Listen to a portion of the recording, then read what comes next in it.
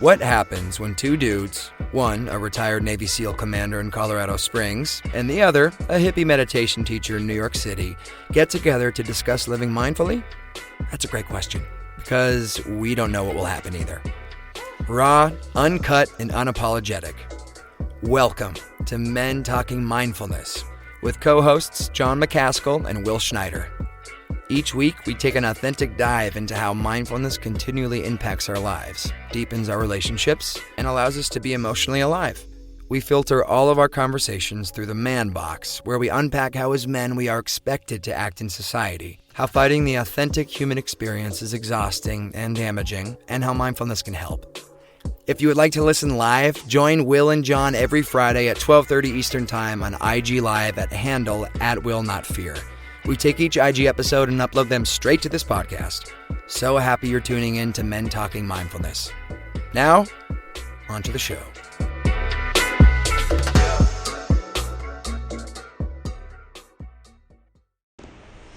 Hi, Men Talking Mindfulness, waiting for my man John to jump on. Today we're going to talk about digital detox, what it is, how to set some boundaries in changing your relationship to your technology so you can be a little less stressful, be a little bit less on the go, maybe kind of eliminate some of that FOMO, which creates a lot of stress and anxiety.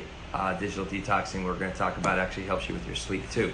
So there's the man right there, and he's going to jump on in a moment. Come on, John. I don't know how to get you on here. I think you got a request. You going to request? There you go. Oh, yeah. There he is. Here he comes. 3, 2, waiting. Here we go. He's going to connect. Hey, John. Hey, bud. What's going on, man? How are you? I'm good. How are you? I'm well. How was your digital detox? I took a little while. Yeah, it was nice to not have my phone and not want to check my phone, but also like let people know I'm not going to be on my phone. So Yeah. that was good. How about how are things with you? Where are you now? I am in golfing. Colorado Springs, back in my new home. I am not. That's just a common thing that I have realized in the past few months is at RV parks, people have golf carts. So Right, instead of a Fiat. RV park. Yeah, exactly. So, yeah. Wow. What's it feel like to be back in Colorado? You got any steps closer to the home? No steps closer to the home so much, just administrative stuff there, but just nice being back in Colorado. I got to be honest. Nevada is for tougher people than me, man. It is unbelievably hot. And windy where we were. It was uncomfortable.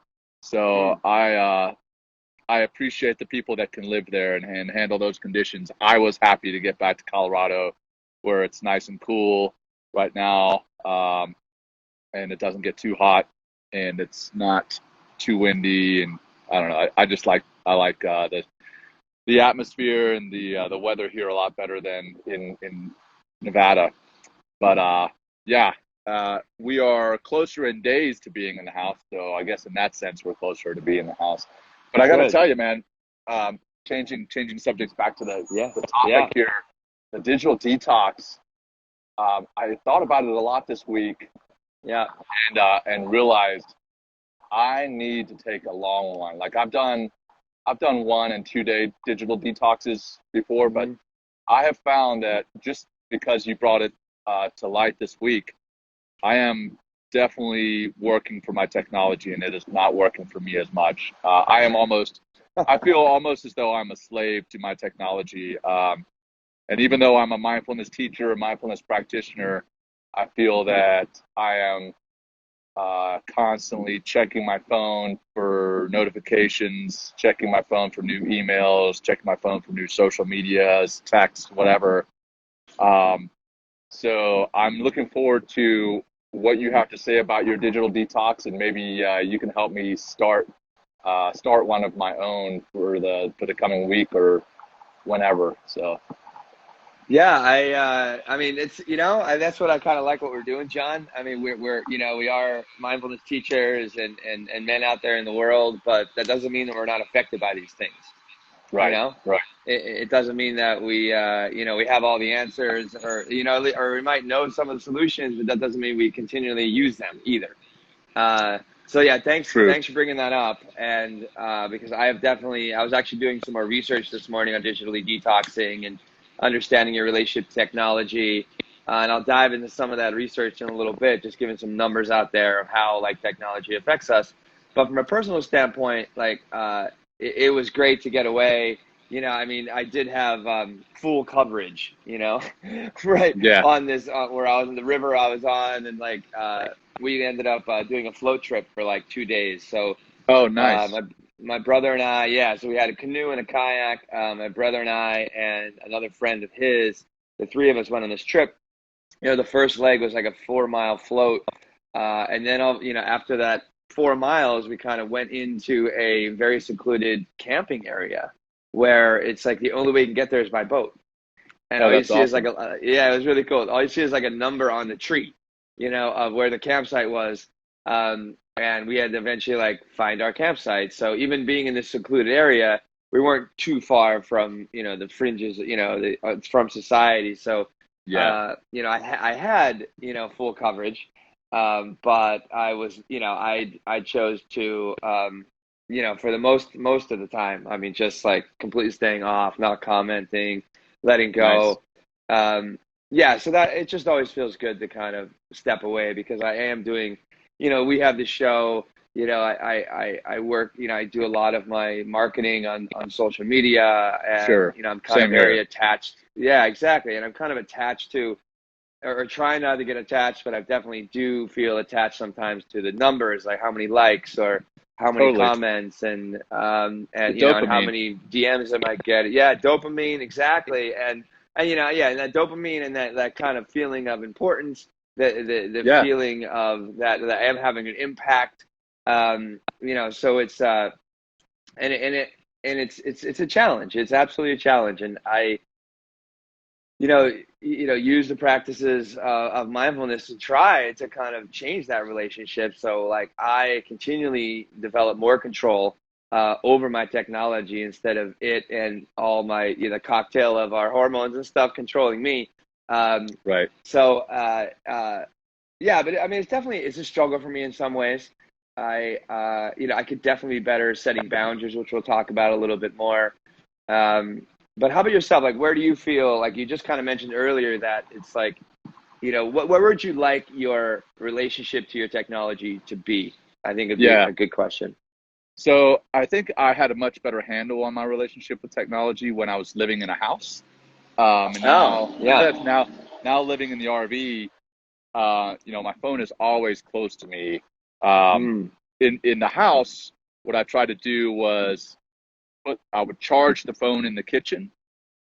And at night it wouldn't be beside my bed. So when I would roll over in the morning, first thing I would do, go do my deeds in the bathroom and take care of that all, and then I'd meditate.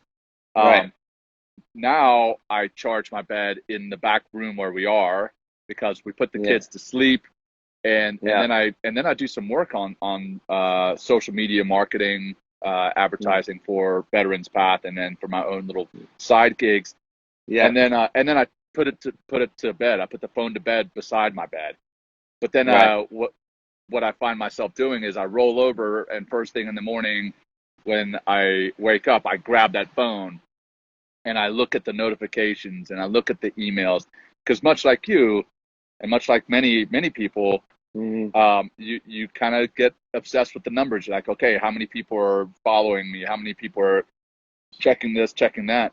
But it's ultimately negatively affecting you mentally. Like, let's say if you don't get those numbers that you're hoping for, then you start to think, okay, well, maybe I screwed that up, which is, it's kind of embarrassing that's what I think about, but it's a metric that I use to see, okay, am I being successful in positively influencing people?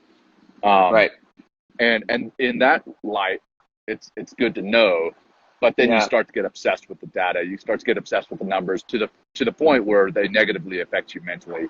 That's not a great place to be. Yeah, I've noticed, I've been putting out a quote, not this week, but I've been putting out a quote weekly, and here we go. Like they usually do pretty well, as far as the numbers, they do pretty well. But I've also noticed that it's like even these quotes I put out, when they really hit home or they really make you self-reflect on something that is like something you might not want to like look at, the numbers go down. It's just like, oh, Yeah. maybe I should put up something a little bit softer or something a little bit less like, in your face. But I'm like, no, it's like, I can't let the numbers drive the message, because I think what I'm putting out there, I feel is very relevant, to our lives and hopefully, very helpful. But also it's like, we kind of get into that, that quick buzz. It's like, how's it doing in the first 24 hours? Where it's like, these Sure. posts, I hope like, people go back and look at them a year from now or whatever, or like Right. 6 months from now, they can go back and if they're really curious about, what we're producing, they can go back and look. Yeah. So and especially I feel also, you're in an RV, and a lot of people are confined with COVID. So it's Right. like really tough to kind of get away, and there's some horns outside. I love New York City, man. Motherfucker, get out of here! I mean, well, the music will come soon, John. Don't worry. Here comes the thumping bass at any time now. Will come. But yeah, I think being in COVID times has definitely changed. Has changed things for people for sure. Oh yeah, no doubt. Yeah, go ahead. That's how you feel a connection a lot of the time right now. Like you mentioned, you're kind of secluded. A lot of the connections that we have are through Zoom calls or through Instagram Live or Facebook Live or whatever the method is, but they're virtual. Yeah. And so you're Right. picking up your phone more often, and in doing so, you get those notifications more often. You get distracted more often. Yeah. It's really a dangerous habit. I mean, hell, it's dangerous because you get into that habit, and then it's not only dangerous for you mentally, but physically. You get in that habit, then you get behind the wheel of a car, and you still feel the need to check all that stuff. Yeah. And because it's a habit, because it's like an addiction now, Yes. you feel that you still need to do this even when you're behind the wheel of a car. I mean, yesterday, I will admit there were some places where I was driving and it was completely straight roads, nobody else on the road, nothing around I mean, like I was driving across the Salt Flats in just outside of Salt Lake, and that is a straight flat road, nothing. And I was like, oh, you know what? It's not going to hurt if I check my social media. Yeah. I'm not going to check. And then I was like, John, that's so stupid. You're on the road. I'm driving I don't know how many ton RV this thing is. With your family in tow. Well, luckily I don't have my family in tow right now. They drove separately. They're actually a day behind me. They're going to catch up. But anyway, I was like, wow. And what made me think about it was this episode. The fact that we were going to be talking about it. I was like, wow, that's kind of embarrassing that it's the fact that we're having a show talking about digital detox that made me think about putting my phone down. What if we weren't? Would I have kept on like checking my social media while I'm driving the car? Right. And not only me, but when I was driving yesterday, I was looking at a lot of other drivers, and a lot of other drivers have their phone right there in front of them, even though there's these signs that say, put your phone down, don't text and drive, all this stuff. Yeah. Those don't affect anybody. So it's dangerous mentally, but it can also literally be dangerous to your lives if you're starting to get distracted when you're doing something that's so important like driving, when you're doing something that's so important like taking care of your family, and suddenly a kid starts choking or something. I mean, that happened to me a few weeks back. My child was choking. I was not on my phone, but if I had been and I had been distracted, or if my wife, who ended up saving him, if she had been distracted, who knows what would have happened. So it's scary. Yeah, it's super scary. So yeah, definitely. How do you tie this, Will, to mindfulness, and how does mindfulness help you to keep from being digitally distracted? Yeah, I mean, yeah, great question. Mindfulness number one, it's just like me becoming more aware of my relationship to everything, and this technology is a big part of my life, and it just, I mean, it's just, we talked about earlier. It's kind of like how one of the ways, a big way I get the word out there that what I'm doing. So in order to be more mindful and actually take more of my time back.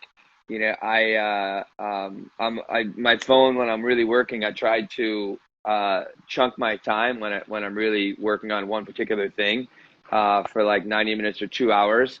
I'll put my phone on airplane mode or put it on silent mode, my computer on silent mode, so I'm not receiving any kind of notification, so I'm not being pulled into that fucking funnel of the spiral of technology. Yeah. So that is definitely something that has helped. It's not saying I break that rule sometimes, for myself, but and I can feel myself doing it. It's like weird. It's like the crack addict comes out and you're like, no, just check the news just for a second, just for the Yeah. headlines, 'cause that's definitely one of my things is I like to check, like I read the Guardian or Reuters news, and I just like to kind of read the headlines and poke around a little bit. But I can feel myself going or just kind of maybe getting stuck with what I'm working on, and Yeah. just kind of like sitting there instead of like pondering it and really being with that, that conundrum that I'm trying to tackle. I will, I'll be like, oh, I'll pick up my phone, and Yeah. then it's like breaks my focus, which like really fucks me up, and it's been shown to take a long time to come back. Once you kind of break focus after working on something, it takes about another 10 or 15, 20, 30 minutes to get back into that routine. And just think of all The like the flow. thoughts. Yeah. And just think you broke that flow and you had all these, potential flowing thoughts that were eventually merging into potentially something, a new creative idea that's just gone. And I know this, like, I know, like, we're talking about it. I know this research and these tools and tricks, and I still have trouble, not always adhering to them. But I really do the best I can. And another thing, I'll just move my phone physically away from me. I'll just Yeah. take it and put it on the other side of the room. Like you mentioned, like, instead of charging my phone near my bed, I'll just leave it outside my room. So that's like some of the things. And also, but the assets of airplane mode is a big deal because nothing comes through. Every night I go to sleep, I can put my phone on airplane mode. So like I'm not being affected. If I am affected at all by like whatever the technology being streamed into my phone and my body or whatever, I just like try to eliminate all of it completely. So even when I get up out of bed, like I work with my morning routine first, and then I'll check my phone. Depending on Yeah. what kind That's of a good idea. what my I day like the might airplane be. mode. Yeah, That's yeah, the that's airplane mode probably is great. Like because every night. I mean, yeah, that's mhm. probably what I need to start doing. Being that I'm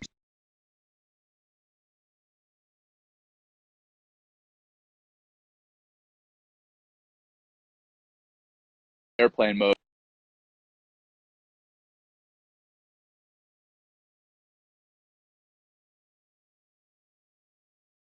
You're breaking up a little bit, John. It's all speaking of technology. Right.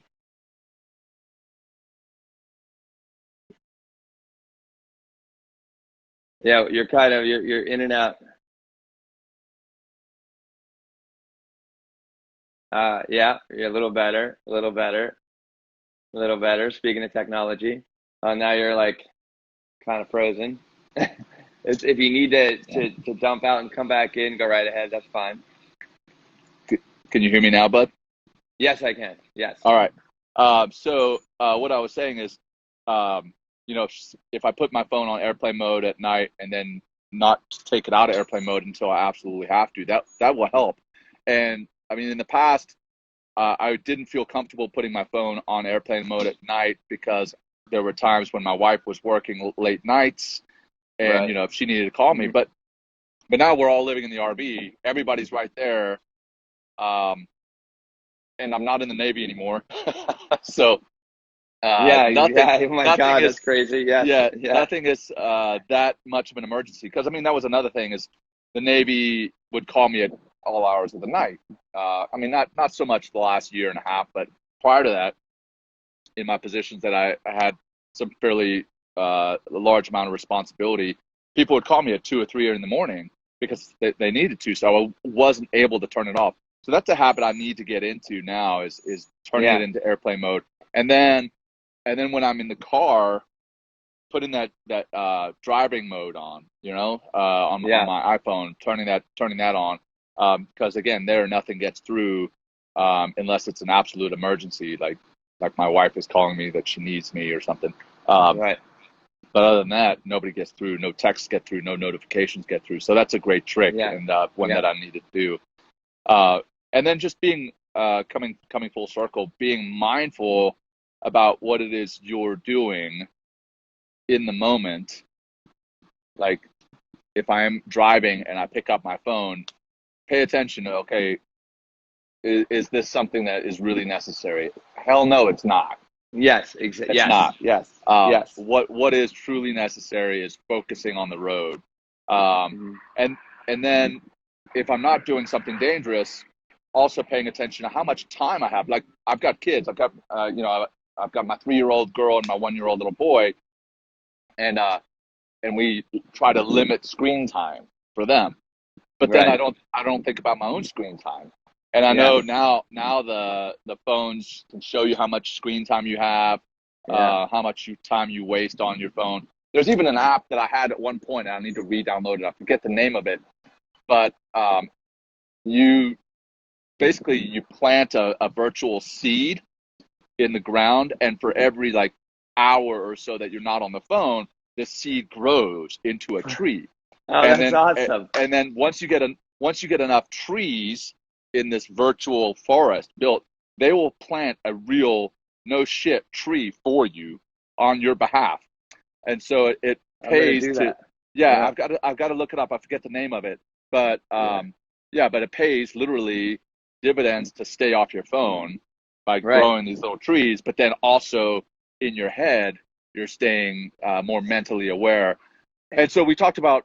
Sorry, man, I'm going all over. No. Well, hey, let me just. Oh, good for you. No, I like what that. But think about that reward system is working the other way. Then you know what I mean. If I'm staying off my phone and I know I'm growing a virtual tree that go into a real fucking tree, that's going to help fight climate change a little bit because of the CO2 O2. I'm definitely share that because that's what they're doing. They're embedding a reward system. In the antithesis of FOMO, essentially. And I love that. Well, you know what, John, let me go. I thought it'd be interesting. I was reading an article online, and they have a lot of great research in this article, and all cited from different, scientific journals and stuff from all over the country and the world. But I thought it'd be interesting to see, where our society is as far as it goes, technology. And they also have a list here of 9 or 10 items of signs you might need a digital detox. So I thought that this would be kind of good information. I mean, this would be great talking points as well. I could tell you I'm gonna need one at the end of this 10 signs. I'm I meet every single one of those. Why don't we do this? When we get to the list, we'll actually see how bad we are. Okay, this is gonna be embarrassing, but yes, I know. I'm already fucking red in the face. But here's some numbers I thought were interesting to share. 1 out of 5 people feel tech stress or stressed out from their technology. So that's 20%. Average U.S. adult spends 11 hours a day either listening, watching, reading, or interacting with media. 11 hours a day. So some kind of interaction with technology to listen, read, or interact with media. 78% of big truck coming through. Cement truck. Okay. 78% of teens check tech hourly. 78%. Heavy tech usage it can relate to sleeping problems, depressive symptoms, and increase your stress level. There's a big correlation. I mean, no surprise, correlation between tech use and BMI, body mass index. So basically, the more tech, right, the fatter you're going to get. Fatter you could get. Yeah, exactly. tech and sleep.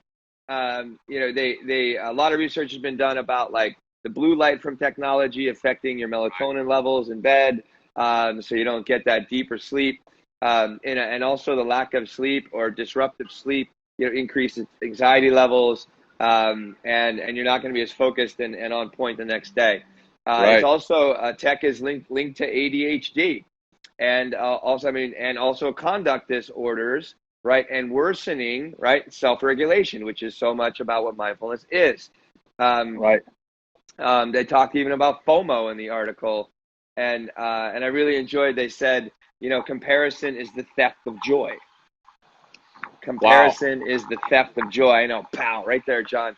Got you to the left, right? And then they talked about some ways of setting boundaries. Having little mini detoxes, I thought were interesting, and I've definitely done this. It's like after a certain amount of time at night, because a lot, they talk in the article about some people are all, just like you were talking about being in the military. Like you're always going to have some tethering to your job, but through technology because of the responsibility that you have with what you're doing.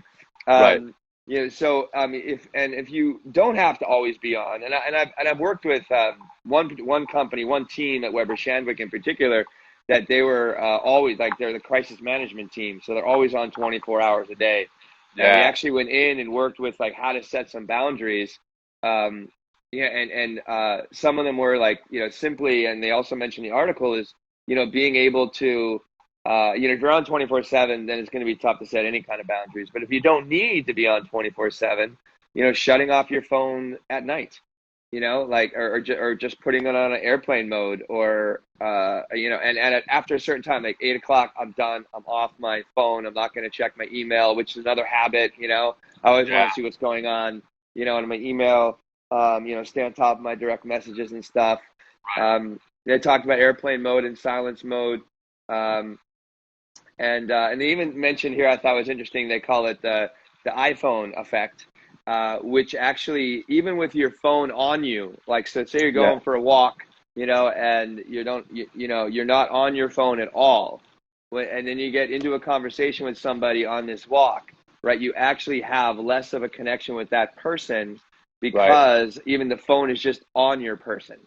I've heard that about meetings. Like, a colleague of mine, her name's Janelle McCauley. She was a retired Air Force lieutenant colonel. When she was in command, she would have everybody put their phones outside the office, or outside the conference room rather, when they had meetings, because of that same thing. Because even if you have your phone on you, but it's even if it's turned off, if it's on silent mode, if it's on airplane mode, just that phone being on you degrades your attention by like 20% or something. I forget the number exactly, but it's astounding. I mean, that just the fact that having it on you makes you not paying attention to the here and now. Having it on you makes you not pay attention to a conversation that you're having with another person right then, right there, because in your mind you're thinking about, well, what else could be coming into my phone? What else could be coming into my email? What else could be coming on social media? I mean, what kind of world are we living in that's where we are? I mean, it's sad. Think about, you said 20%. I mean, that's like 12 seconds of every minute you're not in the conversation. You're trying to, you're being distracted by a piece of metal and plastic, and technology. And it's, and I also, before we get into the test, which I'm probably going to fail miserably, right? me too, right there with you, brother. I mean, I feel like because of technology so much, and text messages and all these alternative ways to communicate, instead of looking somebody in the face and actually having a conversation with them, and having a meaningful conversation with them, like I feel the communication is diminishing significantly in this. I know we're speaking through technology, about technology. Through technology is not missed on me, man. No.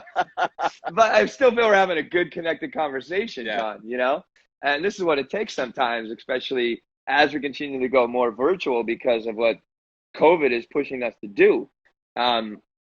So, and I've seen it with, I mean, definitely younger people that I've interacted with, just that art of conversation and not being even, I mean, I can imagine being a commander in, as a SEAL and just in the military, you have to have your voice. You have to know your voice in order to, I mean, to command anything, to run anything, you have to have a voice. And to really discover that voice takes a lot of communicating, in kind of those settings, or just getting to know your voice. And when I say know your voice, it's like how to communicate, the feelings that come up with communication. Communication is not just talking it's talking to people, but also listening to other people, and developing those skills. Body language is fucking huge. Body language, it's beyond the words. Back in my acting days, it was like they would say an ounce of behavior is worth a pound of text. So one little frown of my brow or moves my shoulders in some way, it says more than the next 4 sentences I can possibly express at all.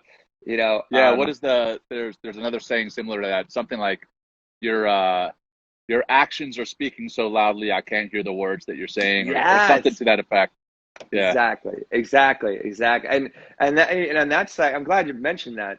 That's a big part of communication is, if you're always hiding behind, the curated the curated life of somebody else on Instagram, you're never really feeling them. You're only feeling them at their best, where it's like, it's without that, without really being in front of somebody and really taking in and understanding those behaviors, and these behaviors develop like at your kid's age. Your son is watching your daughter, because she's older, and just taking all the cues off of her, and then both are taking cues off of mom and dad, and then off of their teachers, and it's just like those are so important. There's great article called in the New York Times. I'll share it with the group. I shared it with my class about 2 years ago when it came out, and the title of the article was "Keep Your Head Up: How Smartphones Are Ruining Your Manners and Moods," which I was like, wow. And they really went deep into this article, not just the psychological nature, but also the physical nature of technology and how it's diminishing the spine, creating postural kyphosis. One word that really stuck out with me from the psychological realm was monomaniacal obliviousness. Meaning like monomaniacal, meaning like it's just like you are only concentrated on yourself, but also concentrated on how fucking important you are, and oblivious to everybody else that's around you. Monomaniacal obliviousness, and that is really destroying this natural flow of communication, and so much of that comes from our body language, instead of just the words that we talk about. Let's take this opposite of mindfulness. Yeah. Say that again. So what do you mean by that? So I mean, mindfulness is you're being aware of the here and now, but you're also aware of the fact that we're all like one big system, right? We're all tied together. What I do affects those around me. What they do affects me, and it's all this big system that works together. And in being so wrapped up in yourself,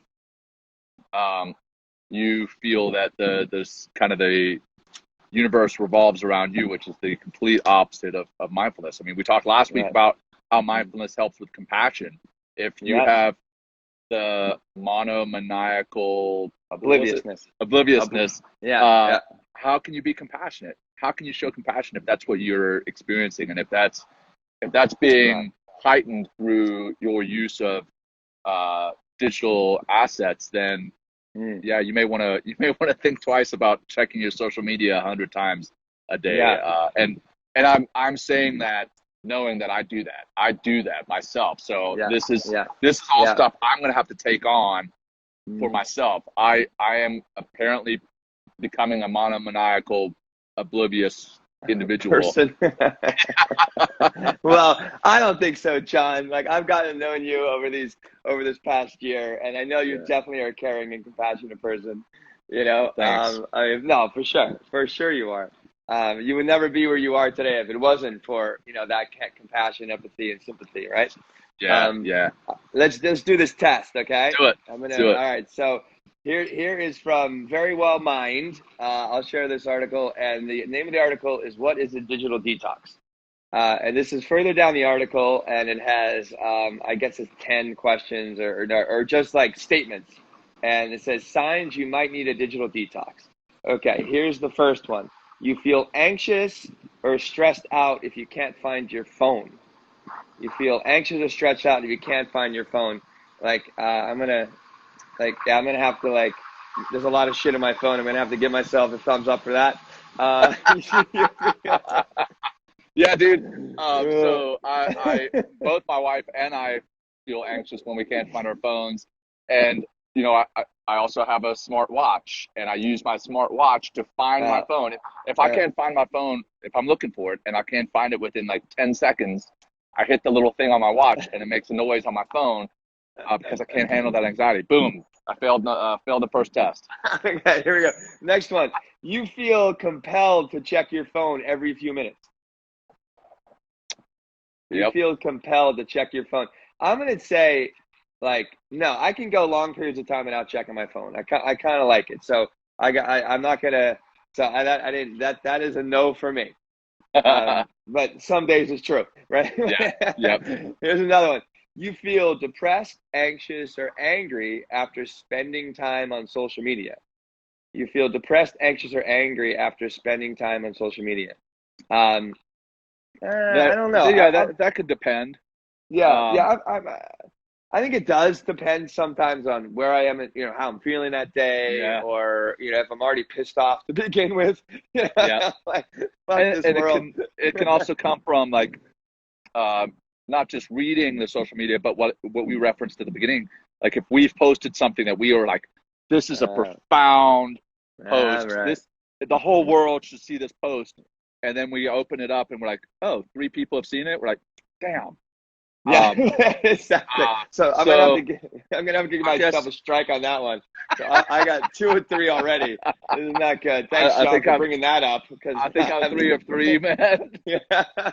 All right, here we go. You are preoccupied with the like, comment, or reshare count on your social posts. We've already said both of it. So yes, okay. So I think we're both already 4 questions in, 3 more to go. You're afraid. Here's the next question. You're afraid that you'll miss something if you don't keep checking your device. I think I'm that's okay. the FOMO. I mean, yeah, that's the FOMO. I mean, I'm not like. I mean, okay. I like seeing my numbers go up. Yeah. and get more messages. Yeah, but not definitely. not like, oh, I need to go to the beach like my friends right now. No, it's not that. That's not the FOMO I'm experiencing. It's. I feel that I'm going to get a message, an email, a text that needs a response like immediately, and that's I think again a dangerous idea to have in my head that I need to respond to anything on social media immediately. If anything is so important, people are going to call me. They're going to call me. Yes, exactly. You know, and John, that's a good point, John. I'm going to take a little side note here, not a sidebar. It's like, as far as what I've learned, or what I've actually been exercising for quite a while, is like not immediately respond. You know, I mean, it depends on the nature of the business through text or email. But you know, if there's something that needs an immediate reply, then I'll reply. But typically, I won't, you know, reply immediately, and I do so because I don't want to also put out the or create a pattern of behavior with other people that I respond all the time, and in me responding, right, the expectation. So by not responding for a couple hours, maybe a day, right, I'm setting the expectation. It's like, oh, and when I do reply, it's a full reply. It's not like, okay, you know, I can fucking do that in a moment, you know. I think that's easy. But when I do reply to somebody to a text that really needs my attention, or doesn't need my immediate attention, but definitely needs attention, I give them my full attention on that message. Yeah. And because I'm also teaching people how I want to be treated, or what taking, instead of giving all my power over to everybody else and letting them like, oh my God, I got to reply immediately or people aren't going to like me or something like that. Just like having a little bit of restraint, teaching a little bit of restraint sometimes by not immediately replying. And I've never really had a problem with that so much, because there's all priorities, it's like, I look at the priorities that are, built within messages and stuff like that. Sure. But I just thought I wanted to bring that up. It's like, how, I like, you teach people how you want to be treated. Right. Instead of letting people kind of walk all over you with their expectations because you're afraid of not being liked or something like that, Right. And I this think, comes, I think some of it is also like, you want to, I think a lot of the time, specifically as men, we want to fix problems. Oh my God. We want to be the hero, if you will, that fixes the problem. And so when somebody texts us, even if it's the smallest problem in the world, we want to be the person that answers that to save the day. Like sometimes I'm CC'd deep in the CC line on an email, and I would jump in from the CC line and be like, "Hey, I know the answer to that. I'm the one that holds the key." But really, I'm not the only one that holds the key, and somebody else can answer that. Somebody in the 2 line can answer that. I can stay out of it. It's just And sorry, I know we've got a couple more questions here, but I want to dovetail off of one thing you said. The desire to instantly respond. I've gotten, in the past 10 days or so, I've probably gotten 20 emails that were duplicate emails from the one somebody else sent, and they said, "Hey John, did you get this email?" So I responded. I said, "Yes, email received. I'll respond when I have time." I think what I'm going to start doing is just set an auto reply on my email and say, "Hey, just so you know, I received your email. I'll respond when I have time. Sorry, there's a train going by me. Hopefully it's not too loud. I'll respond when I have time." That way they know it was received, and I will respond to my own timeline. Great. That is one step I'm going to take right after this. So and you mentioned something earlier too, John. If it's important, people will just fucking call you. That's the place that I go. If it's important enough, people are going to call me. And then it's like, if I see someone send me a text or an email and that same name show up on my phone, like, it's like, oh shit, they must really need me or something like that.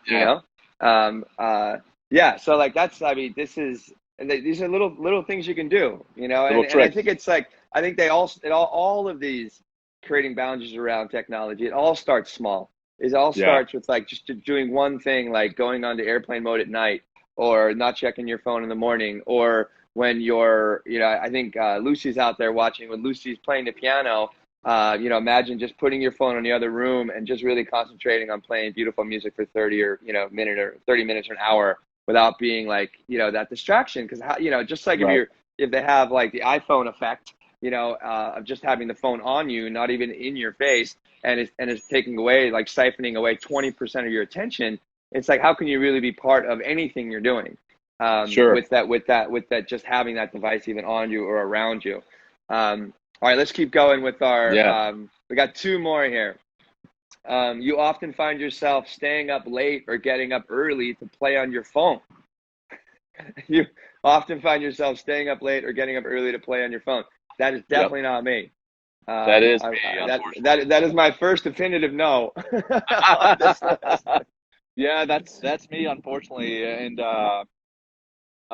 not play on my phone, but definitely, as you mentioned before, staying on my phone at night. This is a bad habit that I've gotten into recently, like I mentioned earlier in the show, to try to do some work. That blue light is one that's going to make my sleep worse. And 2, the anxiety that I feel because I'm working into the late hours of night also makes my sleep worthless.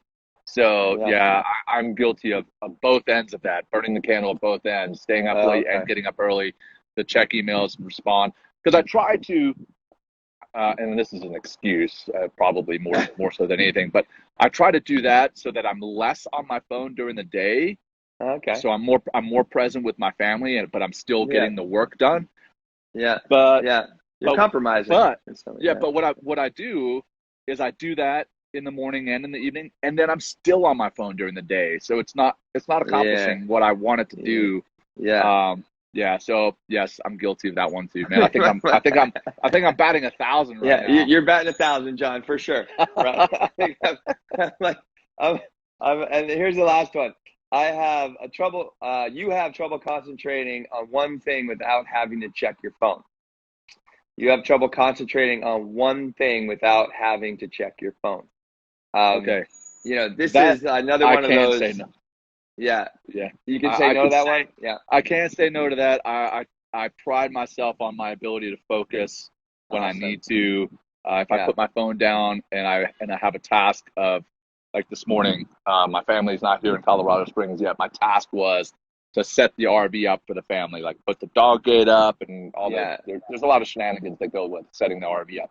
Yeah. Well, I put my phone aside and I'm like, okay, the next thing I have is my conversation with Will, and I put my phone aside and didn't do anything because I was focused on that task. So luckily, woohoo! I didn't bat 1,000. I got away with one no.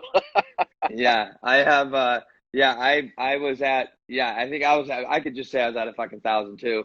Oh my God, I feel like. What are we talking about here? Men talking mindfulness, and we need a digital detox. Is bad. Is we need really somebody bad. else to come in and tell us how to do this. All right. Well, how about this, John? Before we close, what is? And we never did our breathing in the beginning or the meditation. Sorry about that.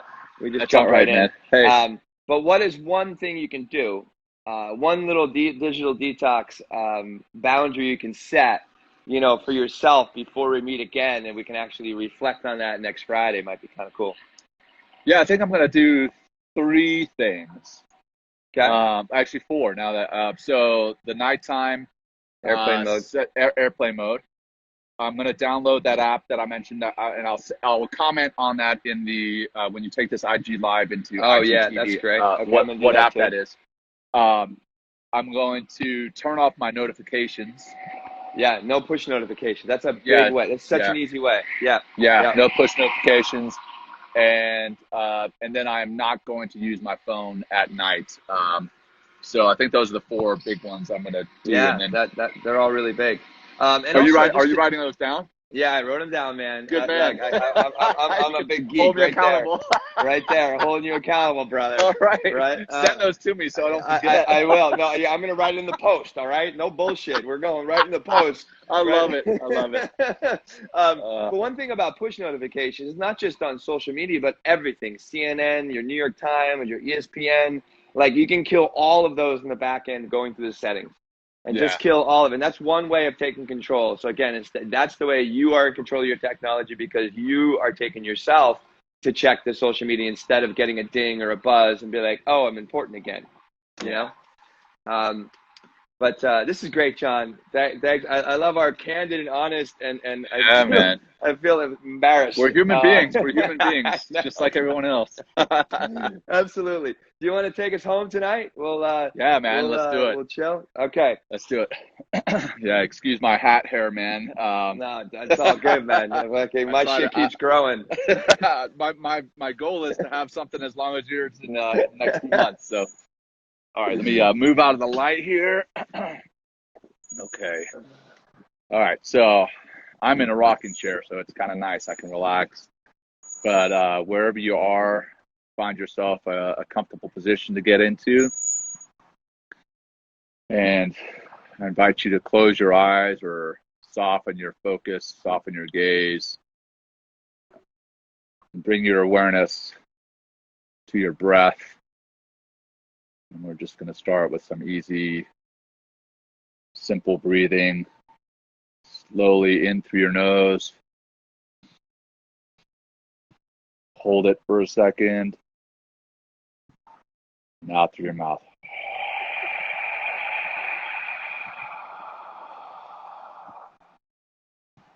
In through your nose and notice the air moving past your nostrils.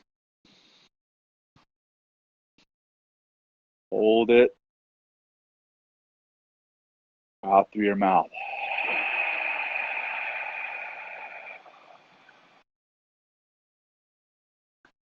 Last one, in through your nose. Hold it. Out through your mouth.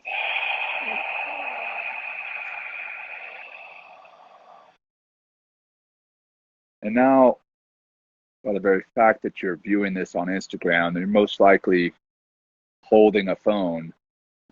Bring your awareness to the sensation of holding that phone in your hands, what it feels like in your fingers, the sounds of my voice coming through a digital platform to your ears.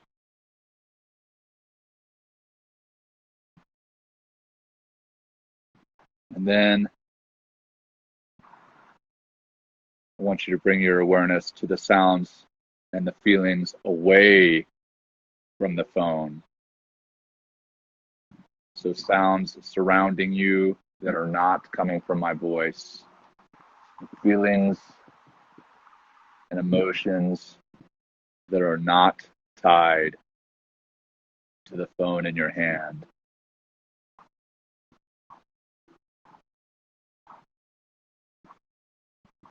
Think about the miracle of the sounds around you, the fact that they're there, the fact that you can hear them, the miracle that you can feel bodily sensations outside of the phone in your hand.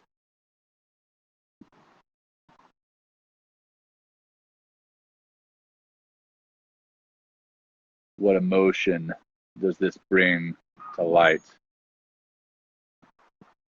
Whatever emotion it is, just experience it. Don't feel a need to judge it. Just note it. Be with it.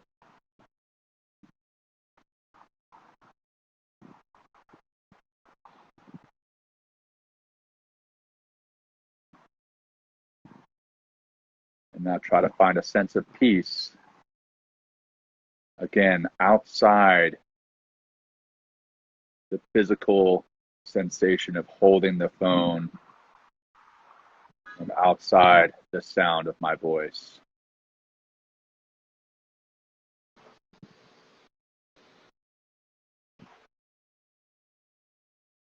And now bring your awareness back to the physical sensation of your breath as we breathe in through your nose and out through your mouth. Notice the air passing by your nostrils and the sensations of your lungs inflating to the top of your chest.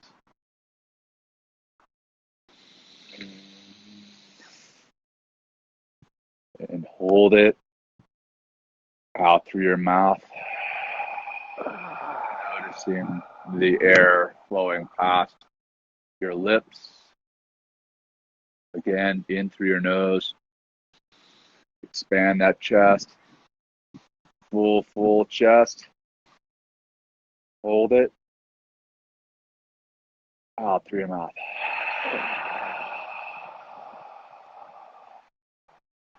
And last one. Nice deep breath in through your nose. Hold it. And out through your mouth.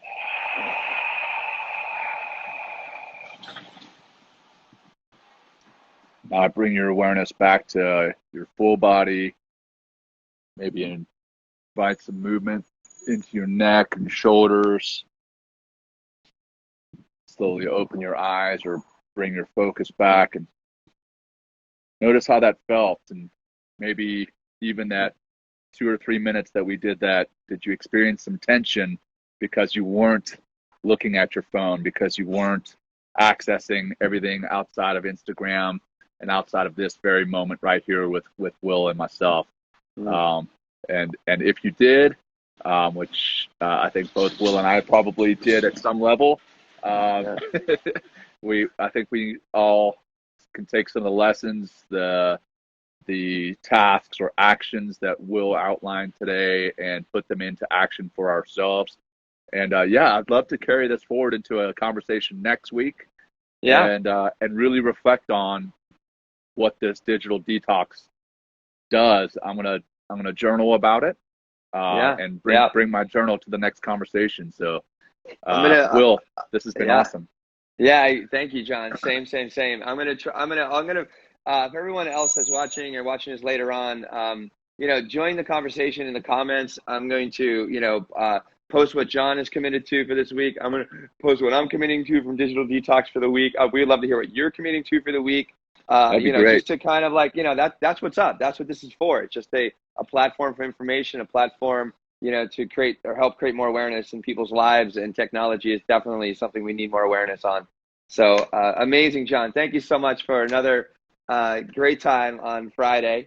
Indeed. And just for being so honest and open, and just such a great guy. So thank you so much. My pleasure. Thank you for this time and space as always.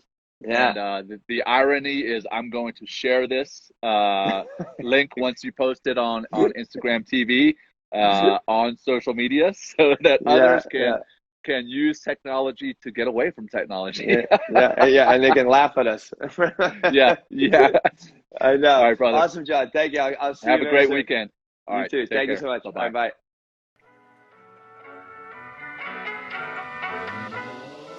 Thanks for joining Will and Jon on Men Talking Mindfulness. If you enjoyed the show, please like and share it with your friends and family, and please, we would appreciate a review too.